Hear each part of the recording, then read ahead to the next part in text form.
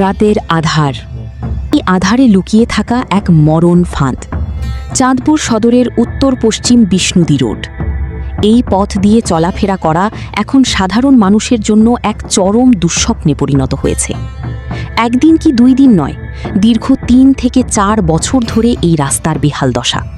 অথচ প্রশাসনের যেন কোনো ভ্রুক্ষেপ নেই। জনভোগান্তি কি তবে নিয়তি হয়ে দাঁড়িয়েছে এই এলাকার মানুষের জন্য?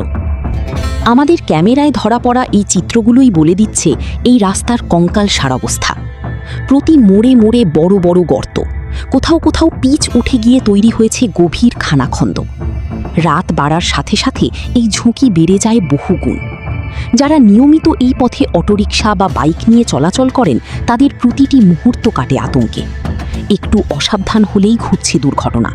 অথচ এই রাস্তাটি এলাকার যাতায়াতের অন্যতম প্রধান মাধ্যম। বিষ্ণুদী এলাকার বাসিন্দাদের অভিযোগের পাহাড় জমেছে।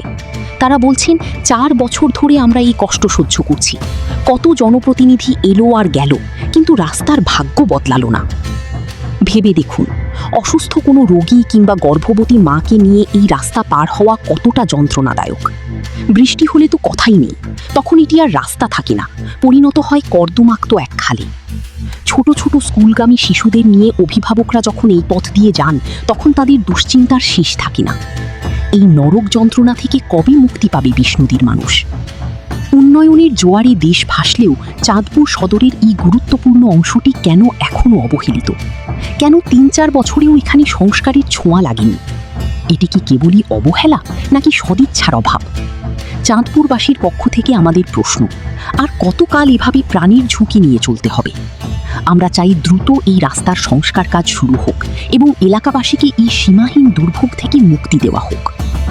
জনগণের ট্যাক্সের টাকায় উন্নয়ন হয়, অথচ সেই উন্নয়ন কি বিষ্ণুদী রোডের মানুষের ভাগ্যে জুড়বে না? প্রশাসনের টনক কবে নড়বে, সেই অপেক্ষায় চাঁদপুরবাসী।